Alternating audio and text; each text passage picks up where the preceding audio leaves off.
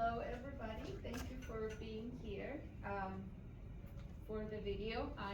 My name is Nayeli Peña. I am with the University of Texas in Arlington, and I'm doing my master's in curriculum development and literacy.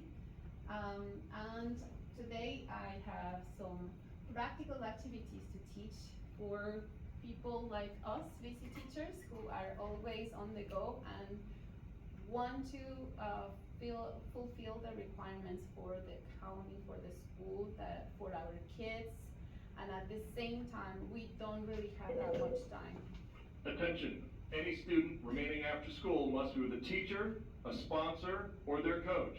If you're not with a teacher, sponsor, or coach, go to the first floor cafeteria to the Lion's Den. Again, any student after school must be with a teacher, a sponsor, or a coach. If you do not have one, go to the first floor cafeteria to the Lion's Den. Okay. That was very original, right? Okay, so the activities that I got for you here, it goes with AKOM and UDL. We are required to do UDL here in the school for the county. This is something that I hear it is new for you. This is what I already know.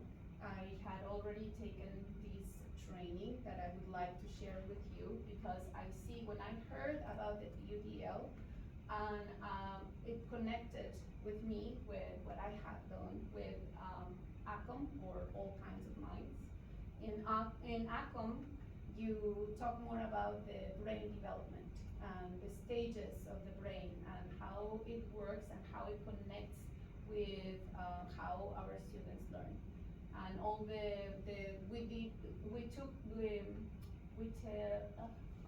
what is happening here? It's going crazy. So we did have the different types of learners, how people like to learn. This knowledge has been kind of, sort of debunked. They're not as specific. We don't fit in a box, even though sometimes we just, for talking, I say I am a visual learner, or I am a auditory learner, etc. It doesn't really mean that you fit in that box, but it means how you prefer to learn. So AKOM, has to do a lot with the brain development and how it connects with the learners. And in UDL, it's again teaching a variety of diverse students, and it's taking off all those barriers, all the things that are not helpful for them, putting them aside and bringing in all those tools that are helpful for them to learn. So the first one that comes up is visual learners. So they prefer, their mode, their preference is of a visual learner is to make plans, to always have something to see. You probably have noticed with some students, they like to make a lot of annotations. They like to make a list of things to do. They are very organized. They can understand and see better the main goal if they understand what is going to be that end product. If you show them in classroom, if you have a project to do, it's much better to show them what it looks like. So, for example, in one of my classes, we did conjugations, and we did a tripico, and we did all the conjugations for the regular verbs, AR, ER, and IR, and it has all the pronouns inside. It has the conjugations of all the regular verbs in Spanish, and I had to show them how it was going to be the final product. So that meant I am going to do the product myself, create the product, and then show it to them to see what it looks like. So visual learners, they prefer to see that main idea, that main product. here are some learning strategies and some teaching strategies. Even though we are teachers, we are also learners. So the learning strategies, for us as learners, we benefit a lot from reading, scanning the reading. That means like you look at the picture, look at what is it. If you have a book, you will see what the content, what's the content list, the index. You look at all the things that you are going to read about before you actually read. If you have a small reading for our students, they are going to look at the title, look at all look at the title and look at all the pictures that you might put there as tools to get better understanding of what they are going to read. For teaching strategies, what we as teachers need to use is a variety of technological tools like PowerPoints, like videos, pictures. If you are talking about family, then show them a picture of your family. If you are talking about recycling or any topic, it could apply to even the science classroom. It will apply to any subject area. You always show them a variety of tools. You organize the information because they like, that they like to highlight and scan before they read. Then you are going to go ahead and first use the information and put them in order. Chronological order works better than having it in different and out of order. It helps them more with understanding. So here is a sample activity that I really like. This is you have a reading. You give a vocabulary list. This is something you guys already do in the classroom. You already have a list. You already have readings. So because we are busy teachers, it's not about creating new material. It's about to modify it to make it accessible to everyone. So here you have a vocabulary list. You ask them to take 10 words or 5 words depending on the level that you're teaching. You have a list of words with the meanings, with the translation. We're gonna use all the tools. And then you write, you have them write a story. Before you do that, because you know that visual learners are going to benefit from seeing the final product, you can do a sample story. What I normally do is I am on my computer. I have my PowerPoint here on the board. Size 18 font will work, or size 20 will work. Make sure that the letters are round, not tilted, that you use bold, that you use colors that are calm around it, so they can only focus on one thing at a time, because it helps with the brain, how they get a lot of distractions. It gets a lot of, their brain gets very motivated, it's overstimulated. So it is better to have I chose these colors because they were calm, because they were relaxing. So you do your 10 words and then you ask them to use them correctly in sentences. Because we're always busy and we have so many students, what we are going to ask them to do is a benefit for them as students, but a benefit for us too, because you pair them up. You ask them to do the work, that's repetition, that's something that we have to do to teach vocabulary. So you pair them up, you ask a classmate to read to each other, and then you show them, you give them the time to present to each other. I read it to you, you read it to me, and that's another repetition. Then because I don't feel I'm this age level, they don't like to share when something is about themselves. They prefer to share something that it is about someone else. I don't feel confident as a teenager. I don't feel confident about talking about what I did. I feel more confident about what she told me she did. So in this case, you are doing exactly some of the things that you are already probably doing in the classroom, but in this case, I am going to share about her and she will share with the class about me. And that's going to give them confidence and trust, and it's going to start building up, and it's going to get that presentational skills that they need. Kinesthetic learners, they usually prefer to do something with their hands, tactiles. They prefer to move a lot. They make a lot of signals. Those are the kids that are bouncing in the hallway, and they're bouncing on their seats. So they also learn a lot. They prefer to learn when they create connections. So someone who is, if you are teaching math in an ESL classroom, for example, you're teaching math, they are going to learn better if they are creating a connection, like going to the store and make it meaningful. So if they are buying gum, it's much better than if you say, okay, if you are doing the shopping list for your mom, right? It's going to be more meaningful. Everything they learn, it has to be very meaningful. So, as a learners, this is how the strategies as a learner, you, me, or them, this is what they prefer to do. They benefit from a quiet space, from being relaxed because their body asks them to move a lot. Having quiet music, quiet background music, having short breaks, to read notes while walking.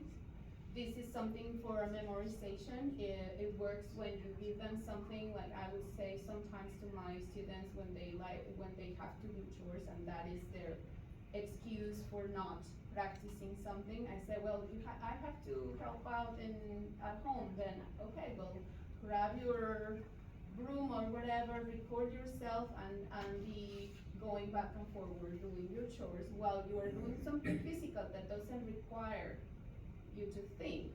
You are gonna be doing something mental because you are gonna be multitasking, but you are also going to be motivating not just you physically because you're doing an activity, but also your brain, and it's going to be better for retention. Teaching strategies using a lot of realia like coins to count for money is better than just having a list of all the numbers. Having to practice the pronunciation and all that, it works so much better when you actually give them fake money and they are doing an exchange, they are doing a purchase.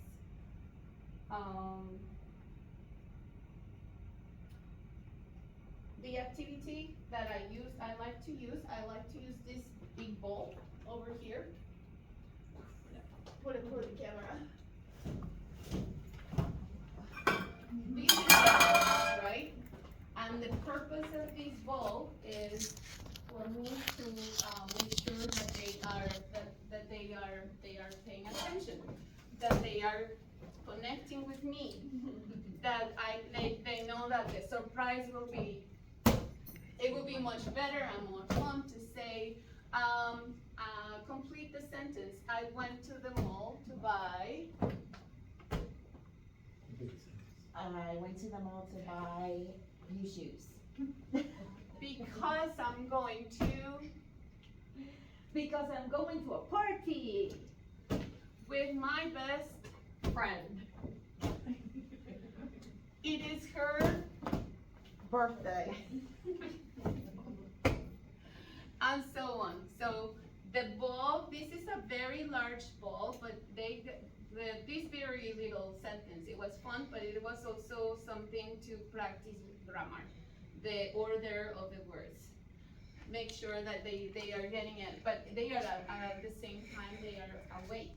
They are alive in the classroom, something that sometimes we struggle with. So the students in this exercise, it was complete the sentence, but what I mean with bringing something that it is meaningful is to put that AKOM, the brain development. What is the age telling them that they have to do? and the UDL to take out the barriers. If you know that they get overstimulated with a lot of noise, make sure that you have signals. So when I enter in the classroom, I make sure that first everything is quiet and everything is silent. So as I welcome them in the door, we practice and model, and I use other classroom management strategies. I do a snap, and I put my hand up, and that means they already know that with my hand up, I'm waiting for like the cell phones to go away.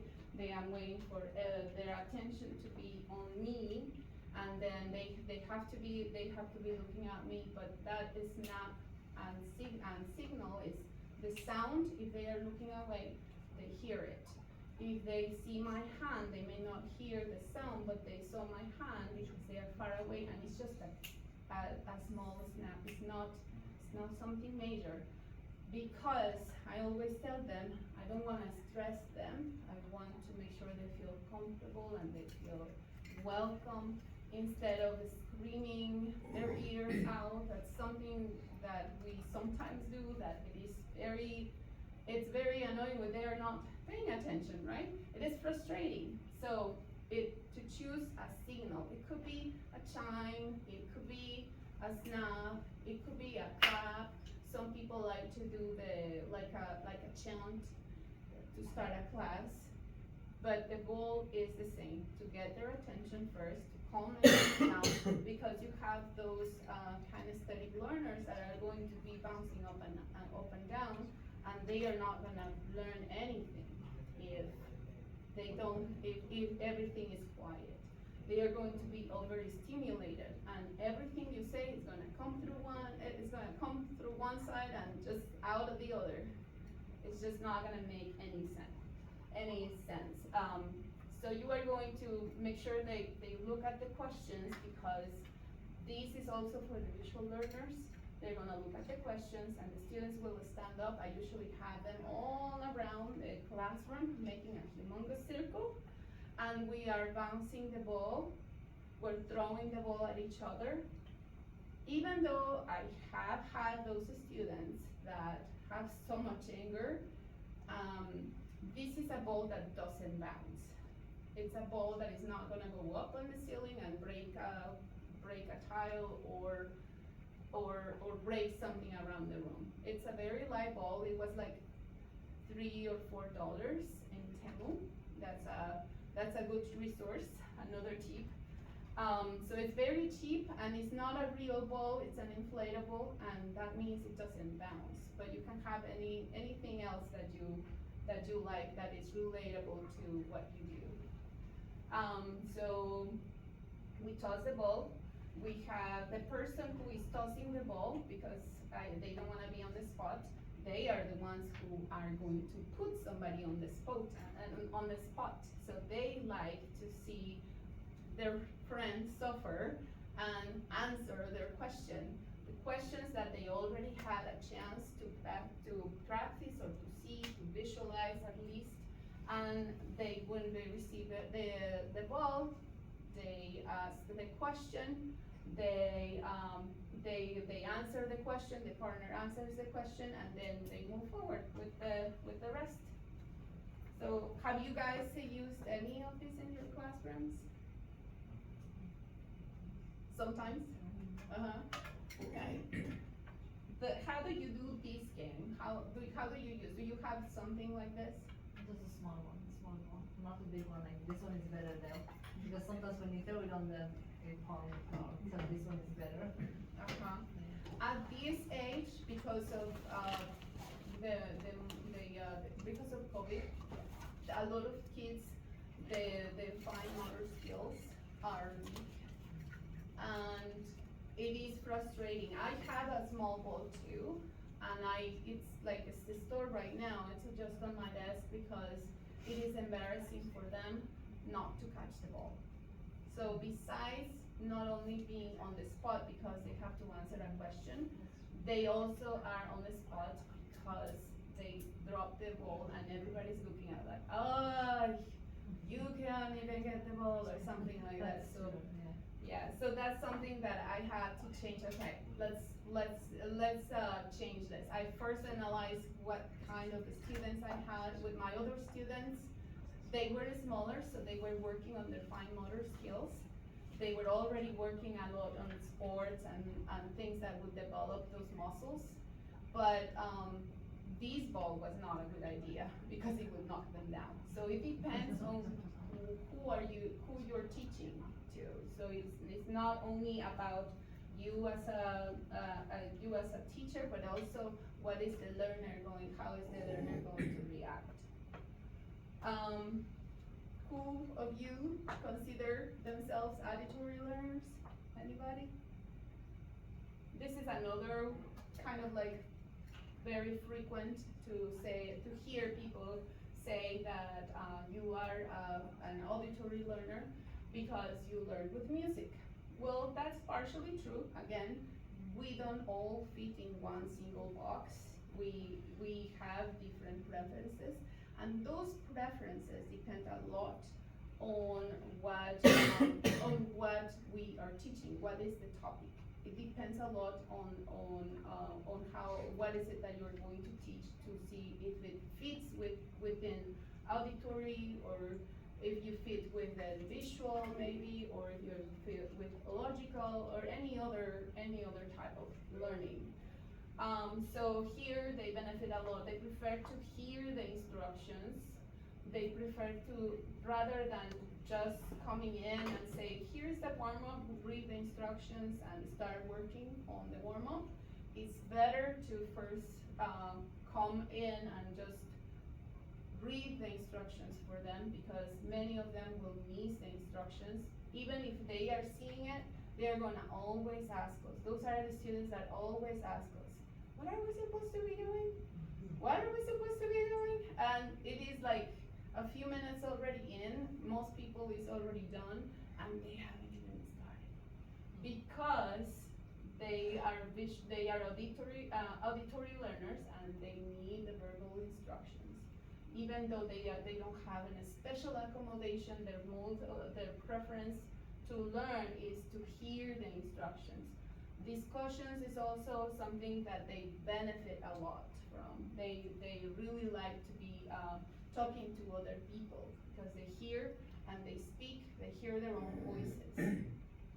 Read alouds, the rhymes, the recordings. There are a lot of teachers who like to do a lot of chants when they have to do conjugations, for example. For those auditory learners, if we don't have time in the classroom, just putting the link and sending it to them so they do it while you are taking attendance or while you are doing something else, gives you some time to breathe, at the same time that they are actually benefiting themselves from something like that. It's not extra work for you, it is for them, right? Because we don't need the extra work. So the learning strategies, people benefit again from the relaxing music, the short breaks, again, the brain break activities that Luis sent the other day. Those were awesome. The brain break activities. Would you like to say something about the brain breaks? The brain breaks, the activities that you were doing with the students to get to know better each other, or to talk about certain topic, or to warm them up. At the end of, you were doing them pretty much to the end of your lesson, you said. The word wall? Word wall? The word wall, also the games, when you play some games, it is not, even if it is not related to the topic, I usually try to relate them to the topic because it is reinforcement, but it doesn't have to be something related to the topic. It could be just like jumping around, or it could be just stretching. Okay, time to stretch, and I do the instructions in Spanish, like arriba, abajo, derecha, izquierda, and even though that's something that they already know, they still benefit from the stretching because the blood flows and they get that oxygen to their brains that will help them to learn and memorize better and reset, because we all have an attention span. they are going to, every time you do the brain breaks, it's going to reset that attention.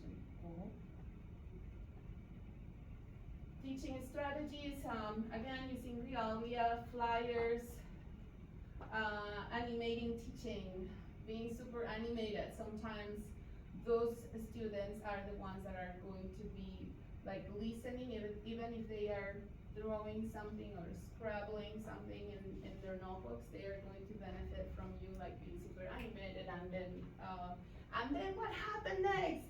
And what did you do after?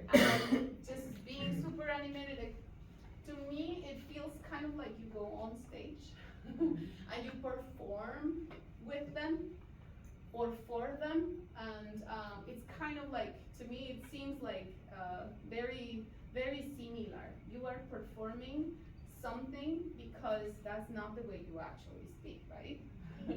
I would not be doing that in regular speaking. Okay, so see it. A lot of you, who have used songs in their classrooms? You have? How did you use your songs? I use it as a listening activity, basically for, I try to find songs, and it's not often, but when I use them, it might be vocabulary related, and I usually try to find a certain genre of a Spanish song.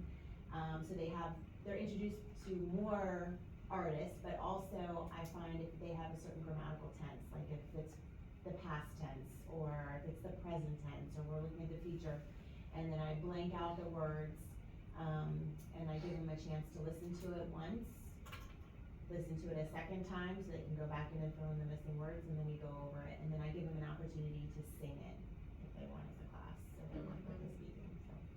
Some do, some don't. Yeah, yeah. It is like a gamble between who is going to actually do it, and if there is a leader that is really good in Spanish, you notice that they are going to be the first ones, and everybody's going to follow them because that's a cool person, and that's a cool person we have to follow. They do it. If that person does it, then that means I want to be cool like him or her, and I'm gonna do it too. So yes, in this one it's the same. Listening, finding lyrics. It's hard to find lyrics that are appropriate for the age, right?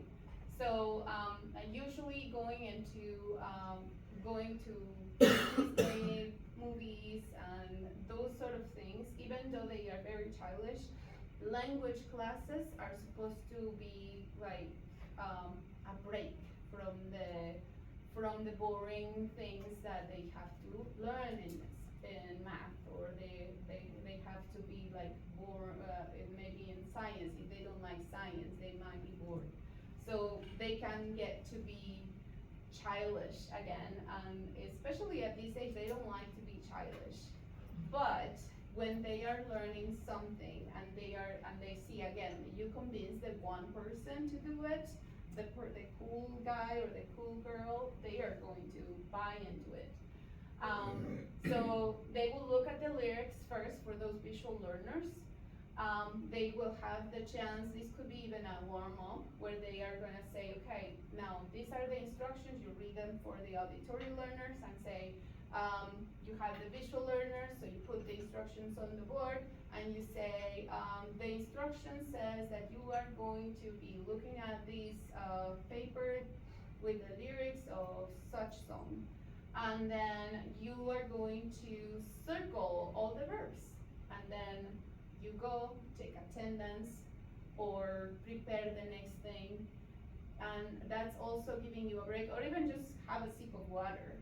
That sometimes is even, it seems like a luxury at times. Then you are going to look at the song, use the lyrics, and listen to the song carefully, and then you write as many words as they can understand. The students are going to listen. I usually turn off this so they can listen, and they can pay more attention to to the song, and then play the song. We play again the song Well-Rounded Font Size 15. Sometimes I let them use the paper, sometimes I let them use in Canvas. Right here we use Canvas, but I used to use Classroom, Google Classroom, so the tools from Google Classroom will work the same, very similar.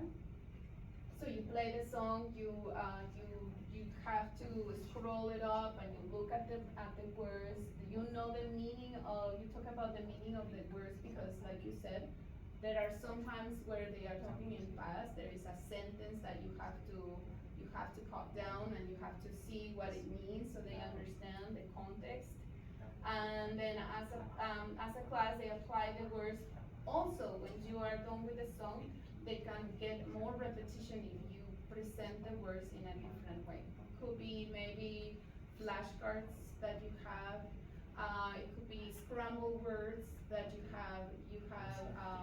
Letters you cut out, and then you set a timer, and the timer tells you, okay, I am going to give you. You have 30 seconds, and you are going to see how many words from here can you spell, and you give them a bunch of letters, and they are trying to find the letters, and that's how they can work on spelling.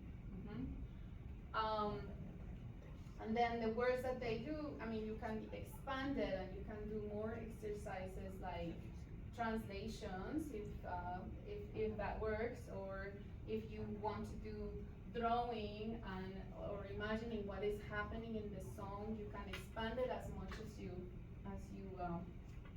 can. For the logical learners, this is something that is very many people don't really identify as they identify with visual learners or auditory learners. The logical learners are seen like more mathematical because they like processes. They prefer those subjects because everything is set. So for those logical learners, having puzzle pieces to explain a grammar structure, grammatical structures, it works really well because they see they have piece number 1, piece number 2. Color coding also works really well. Planning and highlighting, planning with, highlighting instructions, keywords, learning strategies for the learners. It is good for them to classify, to categorize information, so tables, like the game Basta. Who has played Basta? Do you know the game Basta? No? So there is this game where you set your columns. Oops. It's not working. Oh, it's not working because I am connected here. So you have your categories. You have your categories, and you have, like, for example, if I am working with very like level 1 learners, you have your square with your categories, and you put a noun, and you have a verb, and then you have an like color. Maybe a color, and you do adjectives, etc. So you have those kind of things, and then you start saying the alphabet. I do it in Spanish. A, B, C. I start saying it in my mind. A. And then In America they call basta. Basta. In Mexico In Mexico, it's also basta. You say the alphabet in your head, and then Tutti frutti. tutti frutti. Tutti frutti. Tutti frutti. Sounds delicious. I call Ah, it tutti it frutti. sounds We call yummy. stop in Colombia. Stop. Yes, let's play Stop. stop. in Puerto Rico. Because when you finish, say Puerto stop. Rico too. Stop. Okay. Uh-huh. So then you say stop, and then you land on the letter. I don't know, on the letter. Yes. Apple, You will- rice, Uh-huh. and what's the other one? And color. What is Amarillo. a verb? Amarillo. A verb that starts with the letter A. What's the verb that starts with the letter A? And Aim. aim. Yes. And a color that starts with the Amarillo. Amarillo. amarillo. Now this would be Amarillo. or amber, right? Amber. Yeah. Amber, a color. So then, and then when you finish doing the Yeah, I say filling it stop. out, you say basta or stop or tutti frutti Tutti frutti. or tutti frutti. it from that, you can do it in order of how the grammatical structure, how it goes, depending on, I'm not sure how it would go with French, because I don't know any French. But, if that works with what you're doing, you can do the verb, for example, ser, estar, you fill it in, and you want them to practice nouns, you start saying the alphabet, same structure of the game, but you only go to the nouns and the adjectives, for example. A Twitter summary. This is something that is speaking their language, especially at this level. A Twitter summary would be something like you give them a reading, and they have a limited number of number of characters, not words, characters. So spaces count, commas count, the comillas count, everything, the tilde, everything counts towards this number. So this is a sample of one that I created. Oh my God, that was crazy, cray. So because this is, oh my God, it takes too many characters, so they use those abbreviations, and sometimes we hate when they are doing them because you really you can't read them. It's kind of like a code.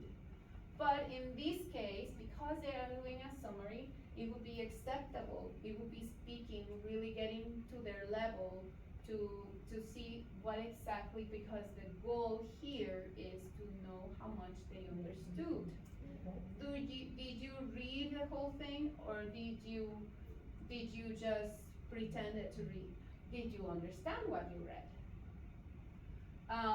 So here, the summary, the Twitter summary, they can also illustrate that sometimes some students, this is from a teacher that has been teaching, now teaches for the university, but this is a technique that I copied from another teacher who has been teaching so long, and he was saying that here the grammatical errors don't really count, and that it is getting to their level, and some students, they can get super creative, like if they are teaching science, they can be so creative to say like two twins explaining how the genes are divided.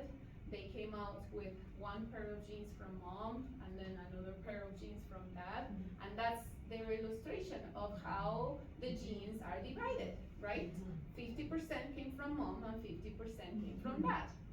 And that's their illustration, that's telling you what you want to know. Do you understand what I am trying to teach you? So Twitter summary, it's super helpful in that sense. You can also do it with Instagram or any other. And you guys know what type of learner No, are you? let's find out. Are we allowed to use phones? Yes, What's the yes, type you of- are. Auditory? Auditory? You? Yeah, what is I it? need to choose Mm-hmm. a plan. Try it. I- I always thought I was visual, No, and I was wrong. I need to choose, I need to pay $35. No, you don't. That's what it says. That's what it says. No, Yes, really? choose a plan. Or 350 if I choose. No. That's for you? Yes. No, this is for free. I'll send you the link. The link will be below. I You already can paid. just click. Can we now? I just paid $350. We thought it was free. It is free. My money. I tried it several times, maybe because I have tried it so many Yeah, times, yes, and it's yeah. not charging me. Said you're taking advantage, lady. No, but I'm gonna send you the link. This is, I tried to scan it and this is something you can also do when it works. I have done it with other things, I don't know about you, but I have used those, the Q scans. This is something also talking about their language. So I found out that I am an auditory learner. I prefer to learn when I see things, it just kind of like clicks better, but that's a way to demonstrate that we do not fit in one single box. Even if we are regular learners, especially those who have special needs, who have ADHD or they have, I don't know, attention issues, etc., don't fit in a box. You have to be aware that you are going to reach the most if you have a variety of things, tricks under your sleeve. And all the activities, as you could see, the ideas were things that you already have. Why? Because you are busy teachers. We have to do UDL, but we don't have planning time enough to allow us to plan something new, something bright.